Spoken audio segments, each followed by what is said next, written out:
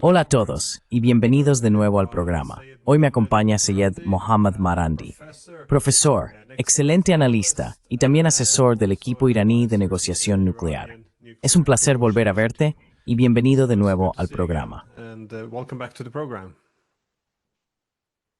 Gracias, Glenn. Es un placer y siempre un honor.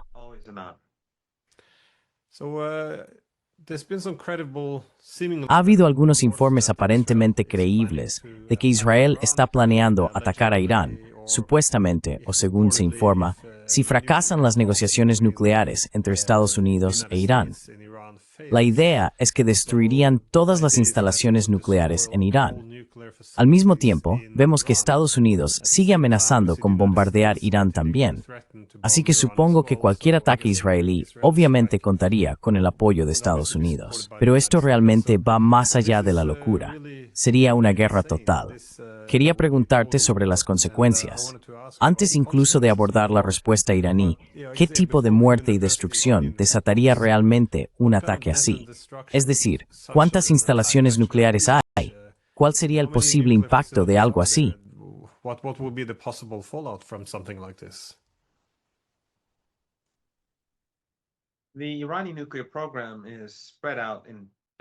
El programa nuclear iraní está distribuido en diferentes partes del país. Parte de él tiene que ver con la minería y la construcción de componentes para la industria, que obviamente están repartidos por todo el país. Otras partes están relacionadas con el ciclo del combustible. Luego, por supuesto, tenemos el reactor nuclear, que produce electricidad en Bushehr, y el reactor experimental en Teherán, que produce isótopos médicos para pacientes con cáncer y productos para la industria iraní. Así que es un programa muy extenso, con muchos componentes diferentes. Obviamente, si el régimen israelí o los estadounidenses llevan a cabo algún tipo de ataque aéreo, existe una gran posibilidad de algún tipo de contaminación. Y por supuesto, eso supondría un cambio radical en las políticas iraníes. Sin embargo, debo añadir que las instalaciones nucleares de Irán están muy bien protegidas. Los componentes más sensibles están profundamente bajo tierra.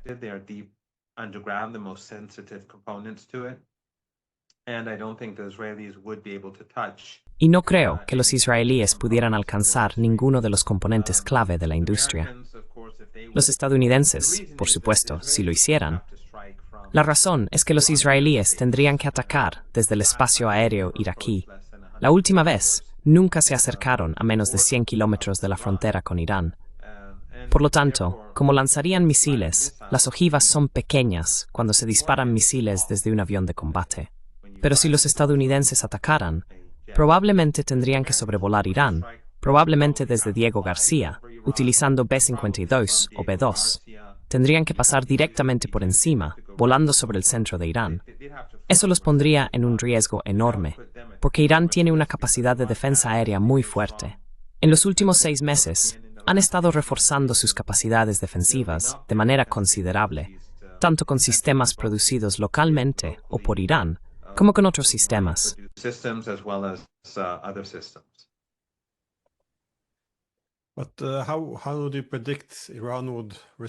Pero ¿cómo predecirías que respondería Irán en una situación así? De nuevo, simplemente no puedo imaginar una respuesta medida. Sería una guerra total, ¿no es así? ¿O irían solo contra objetivos israelíes o estadounidenses, rutas marítimas, campos petrolíferos? De nuevo, no tienes ningún plan delante de ti. De hecho, estás en Venezuela, como mencionamos antes. Pero, ¿qué esperas que sea la respuesta de Irán en un escenario así?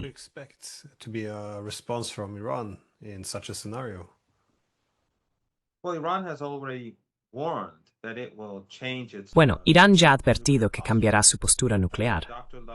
El doctor Larijani, que es un asesor cercano del líder, así como el doctor Karasi, que también es un asesor cercano del líder, ambos han indicado que la postura nuclear de Irán cambiará.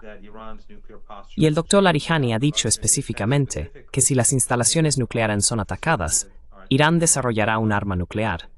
Supongo que Irán también abandonará el TNP para proteger sus instalaciones. Así que estoy seguro de que los iraníes se están preparando para ese escenario. Además, si hay un ataque israelí, tendría que ser con el apoyo de Estados Unidos. strike, it would have to be with U.S. support. The Israelis don't have the capability to carry out an attack. Los israelíes no tienen la capacidad de llevar a cabo un ataque contra Irán sin Estados Unidos. De hecho, incluso su bombardeo de Gaza, la destrucción y el genocidio en Gaza, se realiza con la ayuda de Estados Unidos y de Occidente. Si no tuvieran esa ayuda, terminaría de inmediato, porque simplemente no tienen los medios para lanzar bombas constantemente, y así sucesivamente. Así que los estadounidenses tendrían que usar sus sistemas de radar en Turquía y en el Golfo Pérsico, como hicieron la última vez. Utilizarían sus capacidades de reabastecimiento en vuelo, como hicieron la última vez. La respuesta iraní sería, creo, devastadora. The Iranian response would be, I think, devastating. I think it would go far beyond what we saw last time when Creo que iría mucho más allá de lo que vimos la última vez, cuando Irán lanzó casi 200 misiles contra instalaciones militares israelíes. Sería algo completamente diferente y muy devastador. Y si los estadounidenses atacaran a Irán, creo que no hay duda de que los iraníes contraatacarían con fuerza contra los intereses estadounidenses en toda la región. No solo activos militares, sino cualquier cosa considerada como interés de Estados Unidos, sería muy vulnerable. En última instancia, bajo ciertas circunstancias, si este conflicto se amplía, eso podría significar el fin de las dictaduras familiares, en la región del Golfo Pérsico. Depende de cómo se desarrollen los acontecimientos y de cuán extenso sea.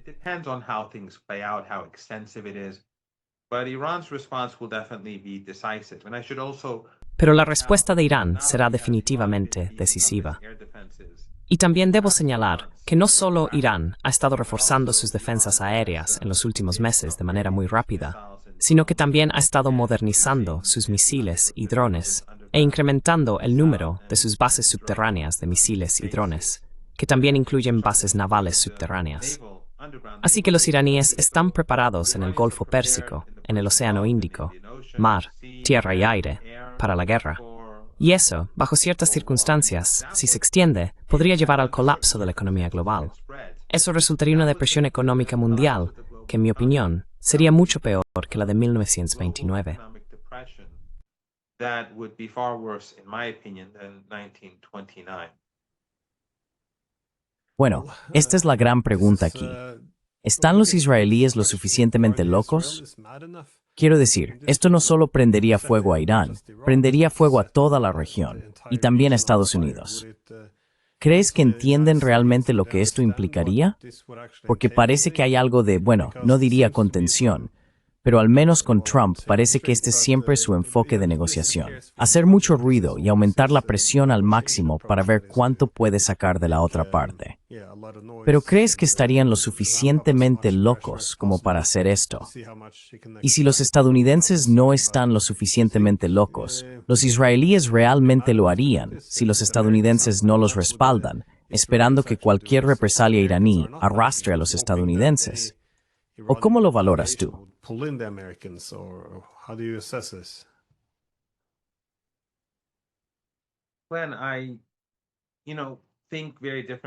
Cuando ya sabes, pienso en las cosas hoy en día, pienso de manera muy diferente a como lo hacía hace 4 o 5 años.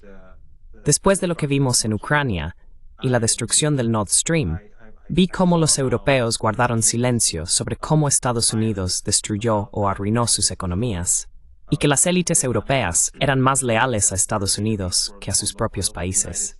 Y luego vi y veo cómo son las élites estadounidenses, algo que sí reconocía antes, pero que ahora me resulta más claro, más leales al régimen israelí que a Estados Unidos. Al fin y al cabo, el genocidio que estamos viendo en Gaza no tiene precedentes en la historia mundial, algo que se está desarrollando ante la comunidad internacional, ante los ojos de todos nosotros, día y noche, y que nunca desaparece.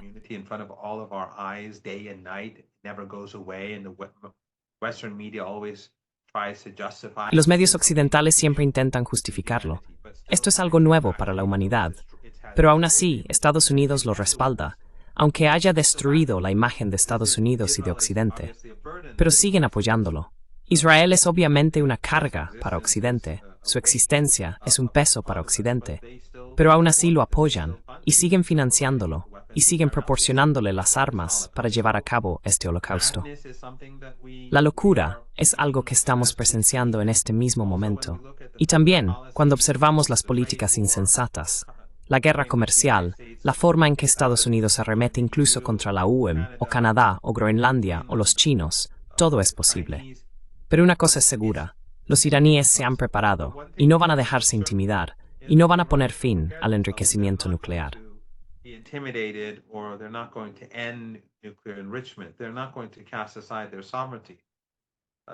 No van a renunciar a su soberanía.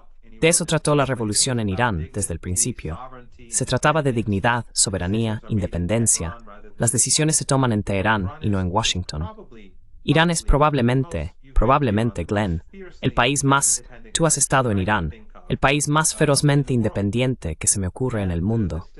Y esto es algo que creo que, ya sabes, en Washington, estas personas que viven en su burbuja, esta burbuja de excepcionalismo estadounidense, no parecen reconocer.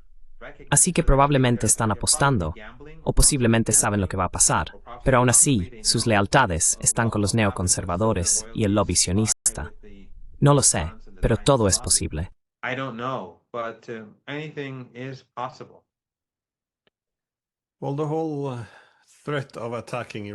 Bueno, toda la amenaza de atacar a Irán, y de nuevo, puede que estos informes que muestran lo grave que es la situación sean precisamente con el propósito de intimidar a Irán.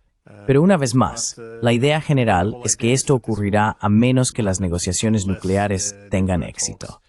Sin embargo, lo que se escucha ahora desde Estados Unidos es que las exigencias están cambiando un poco.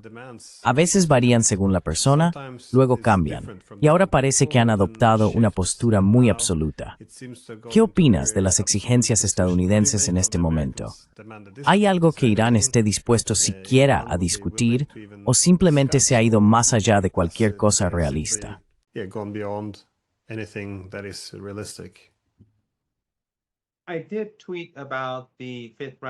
Publiqué un tuit sobre la quinta ronda de negociaciones y que los iraníes no estaban muy interesados en participar.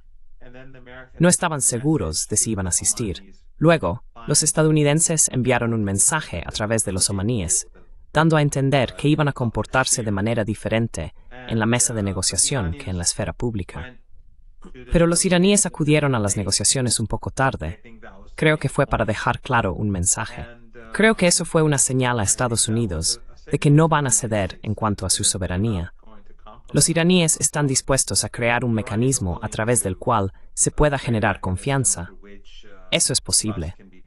La Agencia Internacional de Energía Atómica ya lo ha hecho, o se ha utilizado como herramienta o medio para ello en el pasado.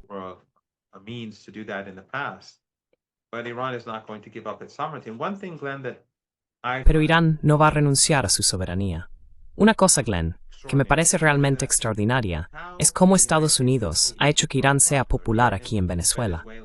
Mientras estoy aquí con las elecciones, ves a personas de diferentes partes del mundo y ves lo popular que se ha vuelto Irán.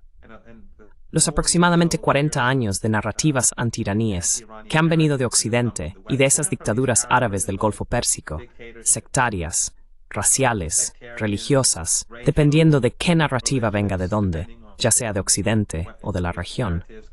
Todas esas narrativas se han hecho añicos, y la gente ve a Irán como la esperanza para Asia Occidental y la esperanza para el pueblo palestino.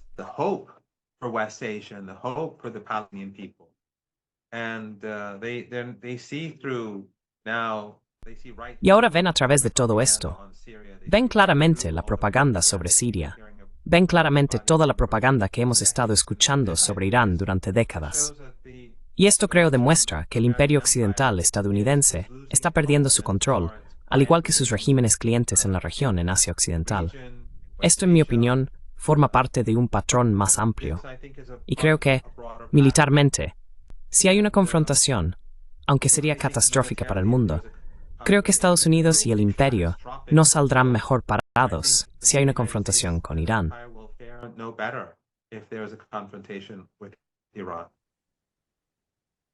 Well, the problem now, the way I see it, is Bueno, el problema ahora, tal como yo lo veo, es que Israel realmente se ha sobreextendido en Gaza, Líbano, Siria y también al atacar Yemen. Y están en no saben cómo salir de esto. Y luego está Estados Unidos, que también se encuentra en una posición muy debilitada. Y ahora lo dicen más abiertamente, que geopolíticamente han sido bloqueados o contenidos equilibrados, quizás sea una mejor palabra, por otras potencias, grandes potencias. Tienen un enorme problema económico. Sufren una especie de colapso de legitimidad política a nivel interno y también problemas con aliados y adversarios. Así que sí, incluso solo el problema de la deuda, creo, es suficiente para causar mucho estrés allí.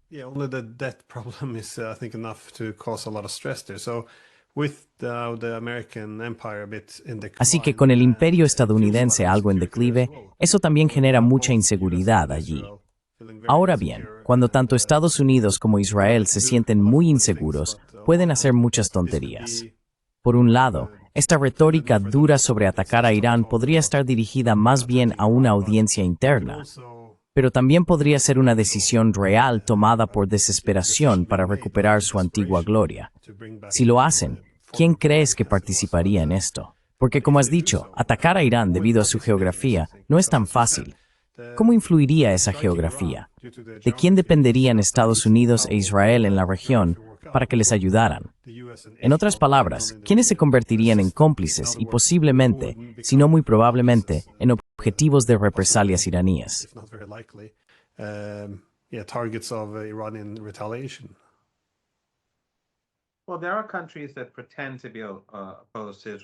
Hay países que aparentan oponerse a Israel, pero en realidad cooperan con Israel, como Erdogan. Trabajaron juntos para destruir Siria.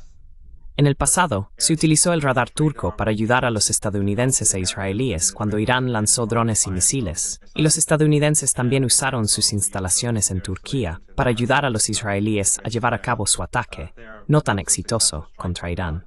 Lo mismo ocurre con sus instalaciones de radar y otras instalaciones en el Golfo Pérsico.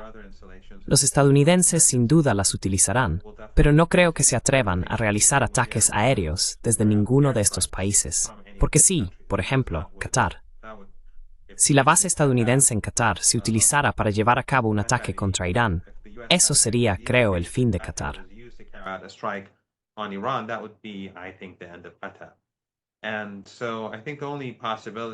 Así que creo que la única posibilidad para Estados Unidos sería utilizar Diego García. Y eso sería muy arriesgado, porque tendrían que emplear bombarderos de largo alcance estadounidenses. Tendrían que volar 5.000 kilómetros solo para llegar a los objetivos dentro de Irán, y eso los haría muy vulnerables. Probablemente algunos de ellos serían derribados. Y entonces la respuesta iraní sería que pueden atacar en toda la región y en todos los frentes. Pueden atacar bases estadounidenses en cada uno de estos países de la región del Golfo Pérsico, porque serán cómplices. El grado de complicidad, por supuesto, depende.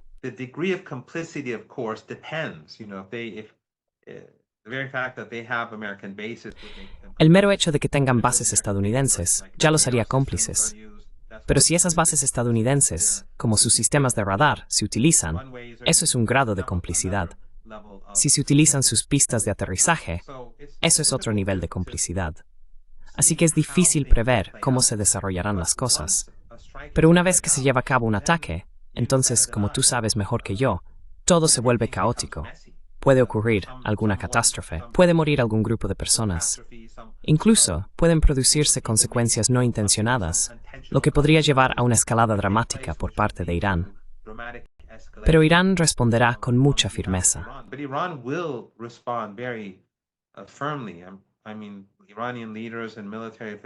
Quiero decir, los líderes y funcionarios militares iraníes han dicho que responderán con mucha dureza y rapidez, porque saben que si no lo hacen, eso animará a Estados Unidos o al régimen israelí a llevar a cabo más ataques. Así que para los israelíes, sería imposible sin los estadounidenses. Necesitarían el apoyo de países de la región, que ya obtuvieron en el pasado, como dije, Turquía y los estados del Golfo Pérsico. Pero aún así, creo que será muy difícil para los israelíes, incluso con el apoyo estadounidense. Creo que las posibilidades de éxito no serían muy altas, porque las defensas aéreas iraníes son muy fuertes, y hoy en día son más fuertes que antes.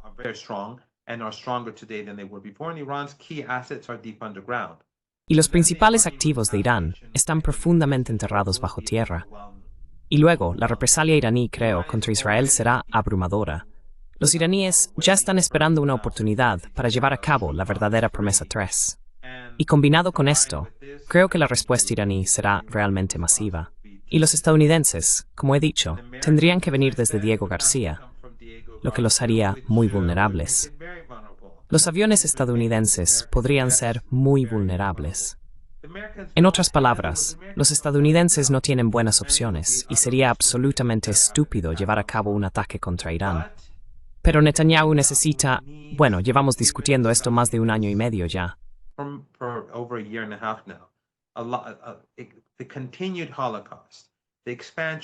El holocausto continuado, la expansión de la guerra hacia la ocupación de Siria, la destrucción y el asesinato de tantos inocentes en Líbano, el aumento de la limpieza étnica en Cisjordania, todo esto lo está llevando a cabo Netanyahu, y en gran medida para poder mantenerse en el poder.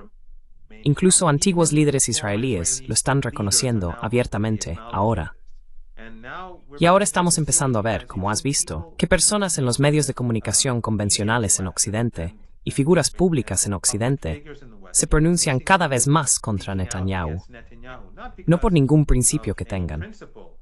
Si tuvieran algún principio o decencia, lo habrían hecho hace 20 meses, sino porque ven lo destructivo que es Netanyahu, no solo para el régimen israelí, sino para Occidente en general.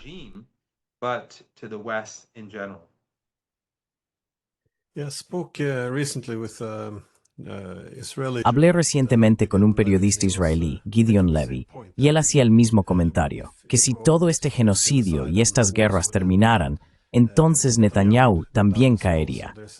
Así que parece que ahora hay una especie de adicción a la guerra, lo cual no es nada bueno cuando eres un estado pequeño con armas nucleares que percibe a toda la región como enemigos o posibles enemigos.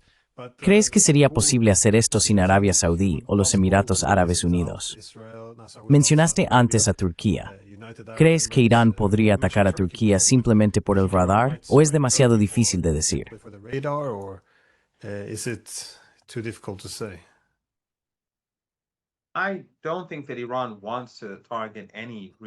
No creo que Irán atacar a ningún país de la región, ni siquiera a los del Golfo Pérsico, en la medida de lo posible. Irán quiere mantener buenas relaciones, ya ha mejorado sus relaciones con Arabia Saudí, así que esa no sería su prioridad. Pero Turquía ya ha ayudado a Israel y a algunos de estos regímenes del Golfo Pérsico con radares, así que Irán ha tolerado eso. Sin embargo, lo que sería diferente es si su espacio aéreo fuera utilizado por aviones estadounidenses o israelíes. Eso sería algo completamente distinto. Pero creo que los países de la región del Golfo Pérsico probablemente serían más vulnerables. Creo que serían una prioridad por encima de cualquier otra cosa, dependiendo de hasta dónde llegue la situación. Solo estoy especulando aquí.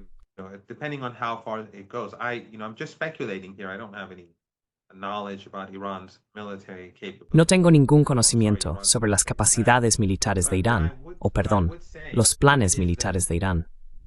Pero lo que diría es que, aunque vemos este cambio en Occidente y en la narrativa, creo que si Netanyahu es finalmente derrocado, y no lo veo como algo imposible, creo que lo que intentarán hacer, esas personas que están cambiando de opinión, es decir, bueno, la Alemania nazi sin Hitler está bien, todo está bien. Pero Netanyahu es solo un individuo dentro de una sociedad que apoya el genocidio.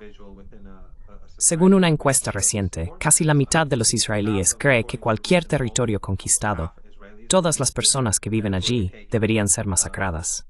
Y de manera abrumadora, casi el 90% cree que Gaza debería ser completamente limpiada étnicamente.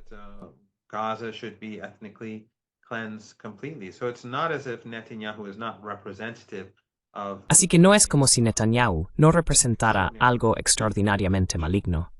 Incluso esos liberales en Israel, que se oponen a él, según las encuestas, también apoyan estas políticas.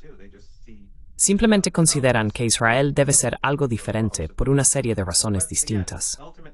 Pero, de nuevo, en última instancia, el factor decisivo será si se lleva a cabo un ataque contra Irán o no. Si hay un ataque, la respuesta iraní será muy contundente. Y si los estadounidenses están en Tepezcau, entonces los objetivos estadounidenses serán con mucha dureza. Y no sería solo militar. Probablemente afectaría a los intereses estadounidenses en general. Just be military, it would probably be American interests in general. Antes mencionaste que las cosas podrían volverse muy complicadas muy rápidamente. Creo que este es un error común, no solo cometido por Estados Unidos, sino también por otras potencias. La suposición de que tienes un control total sobre la escalada. Es decir, durante tiempos de paz, piensas que puedes aumentar un poco las tensiones, intentar sacar algo del oponente y luego reducirlas de nuevo, asumiendo que tu propio país es capaz de controlar la forma en que escalas o desescalas. Pero este control de la escalada a menudo está exagerado. Como también mencionaste antes a Ucrania, hay un documento interesante que probablemente hayas leído sobre cómo sobreextender a Rusia de la corporación RAND.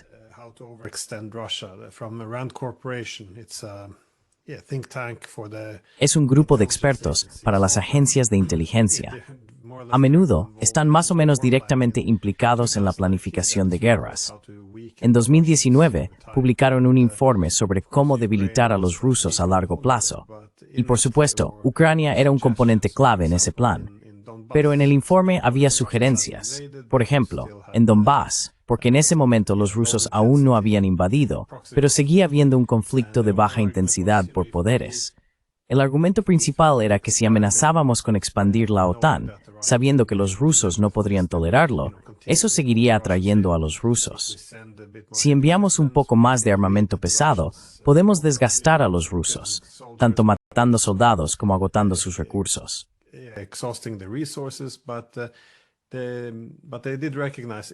Pero sí reconocieron que si hay una guerra total, esto podría ser un problema. Entonces se podrían perder territorios estratégicos podrían acabar en manos de Rusia.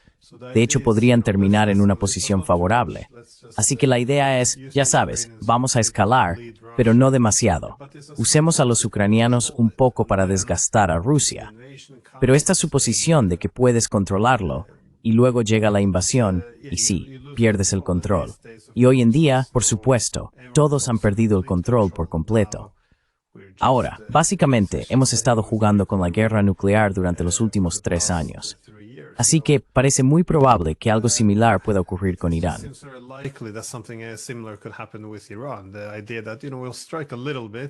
La idea es que atacaremos un poco. Israel atacará solo 1 o 2 veces. Y luego, con la amenaza de que si Irán responde, Estados Unidos respaldará a Israel. Pero de nuevo, iba mi punto. En los últimos días he visto 2 informes clave. Uno es que un ataque israelí contra Irán podría ser inminente, y el otro son las advertencias que llegan desde Irán, que también están siendo titulares, de que Irán hará responsable a Estados Unidos. Así que este parece ser el principal mensaje que llega a Estados Unidos. ¿Hay alguna manera de que los israelíes puedan atacar a Irán sin que Irán responda atacando a estadounidenses?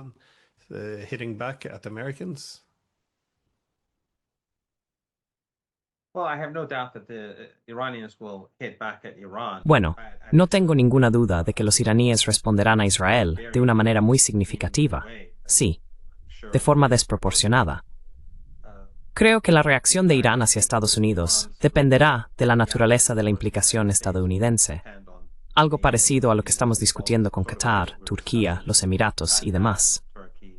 Una cosa sobre la que me gustaría comentar en relación a lo que acabas de decir es que hay mucho eurocentrismo y occidentalismo, y especialmente un excepcionalismo estadounidense, implicados en esto. ¿Cómo intentarían sobrepasar a su adversario? Y no parece que tengan en cuenta que quizás se están sobreextendiendo a sí mismos con estas políticas más de lo que están sobreextendiendo a sus posibles adversarios.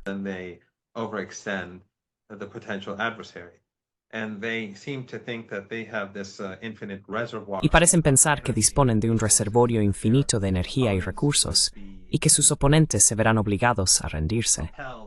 Y esto encaja con la narrativa. Durante décadas, Irán siempre ha estado al borde del colapso. Es un régimen malvado, impopular, a punto de implosionar. Irónicamente, al mismo tiempo, es una amenaza creciente. ¿Cómo puede ser ambas cosas a la vez? Solo Dios lo sabe. Pero vimos lo mismo con Rusia. Recordarás cómo supuestamente los rusos estaban canibalizando lavadoras para sacar los chips y usarlos en sus drones y misiles. Ahora ves cientos de drones y misiles siendo utilizados en ataques regulares contra Ucrania. And missiles being used for regular strikes on Ukraine, and that, their narratives don't make sense. They're basically Sus narrativas no tienen sentido. their own argument. Básicamente están diseñadas para reforzar su propio argumento, pero su argumento es profundamente defectuoso. Estados Unidos y Occidente están sobreextendidos, ahora con China, con Rusia, con Irán, con Asia y con gran parte del resto del mundo. Ahora vemos a Trump amenazando de nuevo a Europa, a la UE, con una guerra comercial. Así que creo que el bando que ha ido mucho más allá de sus posibilidades es el imperio estadounidense. Y creo que están subestimando, de una manera muy peligrosa, tanto la capacidad iraní como el grado de determinación de Irán en respuesta a cualquier ataque. Irán no abandonará a sus aliados en la región. In response to any attack. Iran will not give up its allies in the region. It will continue to support the resistance. Seguirá apoyando a la resistencia en Gaza, y lo está haciendo en este mismo momento.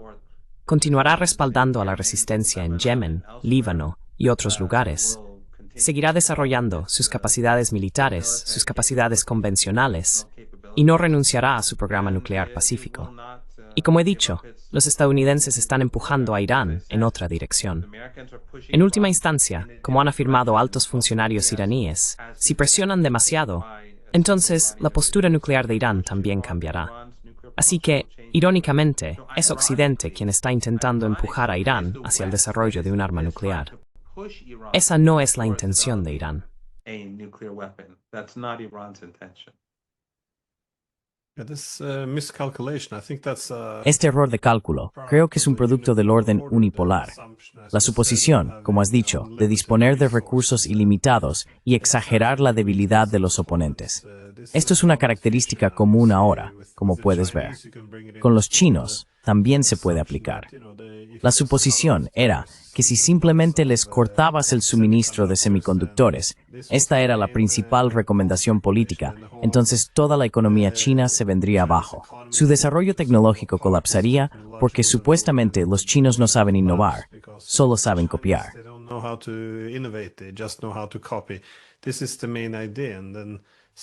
Esta es la idea principal. Todos tienen que aceptar la premisa, la narrativa. Si intento comentar, no, este no es el caso de los chinos, entonces dicen, bueno, entonces estás del lado de los chinos.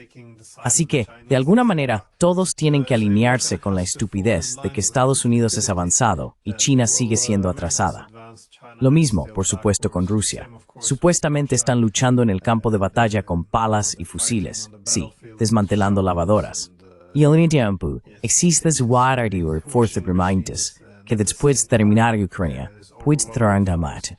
After done with Ukraine, they can swallow up Europe. It's a lack of clear narrative. Es una falta de narrativa clara, o bien es una amenaza abrumadora, o es irremediablemente atrasado. Y supongo que sí, lo mismo se aplica evidentemente a Irán. Sigo escuchando ese argumento. Caen unas bombas, y entonces la gente verá una oportunidad para levantarse y derrocar al régimen, que supuestamente todos odian. Es un poco como cuando, con la invasión de Irak, se les dijo a los estadounidenses que serían recibidos con flores. Y luego la inteligencia es mala, porque el análisis es malo. Cuando tienes un análisis estúpido, a menudo acabas con políticas estúpidas. Pero creo que esta es una de las grandes maldiciones, no solo en Estados Unidos, sino también en Europa hoy en día. La falta de pensamiento crítico. Ha desaparecido por completo. Ahora todo es ideología y todos tienen que conformarse. Es bastante aterrador. Así que, solo mi última pregunta breve. ¿Cuándo crees que sabremos si realmente ocurrirá o no una guerra así? Quiero decir, tú tienes una mejor perspectiva de esto con esta ronda de negociaciones ahora con Estados Unidos.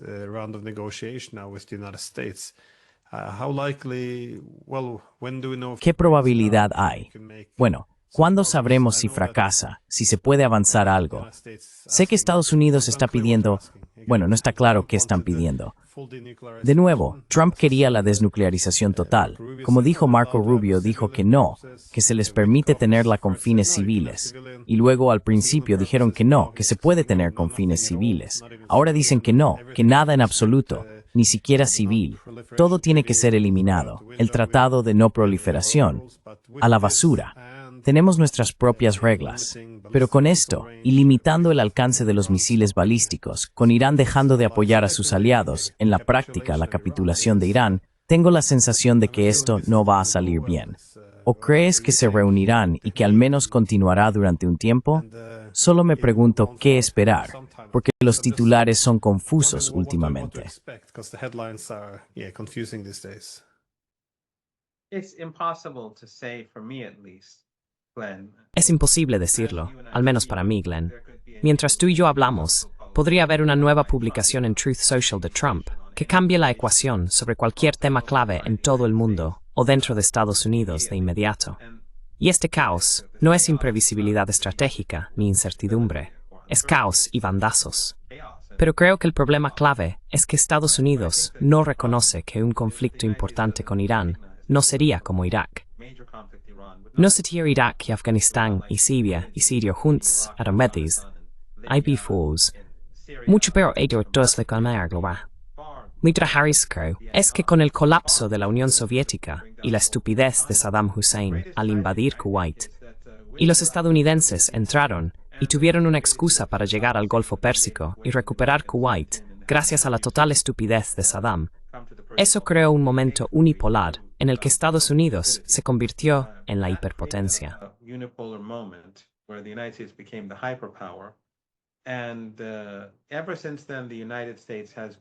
Y desde entonces, Estados Unidos ha estado atrapado en esta mentalidad en la que parecen seguir pensando que lo son, aunque el discurso esté cambiando. Vimos al secretario de Estado de Smalls decir que ahora existe un orden multipolar, pero aún así, inconscientemente, en su mayoría, creen que siguen siendo la hiperpotencia. Sobreestiman sus capacidades y constantemente intentan subestimar a los demás. China está a punto de colapsar, Rusia está a punto de colapsar, Irán está a punto de colapsar, y así sucesivamente. Eso no va a ocurrir. Y creo que la amenaza seguirá existiendo hasta que haya un cambio radical de mentalidad en Estados Unidos y las élites lleguen a darse cuenta de que el mundo realmente ha cambiado.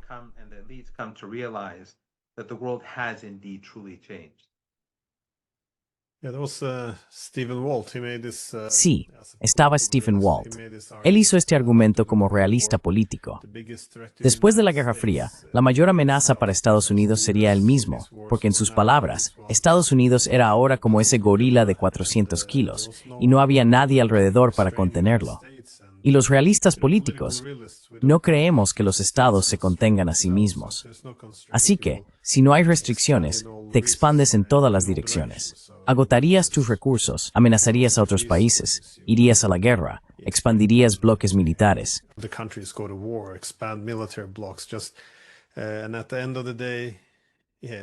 Y al final del día, agotado y equilibrado por un sistema internacional en el que los estados ven a Estados Unidos como la principal amenaza y desafío, muchas de sus predicciones resultaron ser bastante acertadas. Pero la pregunta es, ¿qué ocurre cuando Estados Unidos está equilibrado? Porque ese es el momento histórico que estamos viviendo ahora. El realista optimista diría que, una vez equilibrados, en lugar de expandirse y maximizar el poder, buscarían maximizar la seguridad. Así que harías las paces con los países que te están equilibrando y restaurarías un sistema multipolar. El realista más pesimista diría que Estados Unidos no aceptaría esta posición reducida o degradada en el mundo y buscaría destruir a cualquiera que lo equilibre, poniéndose en un camino suicida. Lamentablemente, ahora veo más indicios hacia lo último, así que tengo muchas esperanzas de estar equivocado. Pero sí, no son buenos tiempos. En fin, profesor Marandi, siempre disfruto hablar con usted, así que gracias de nuevo por venir. Muchas gracias por invitarme, Glenn. Siempre es un placer.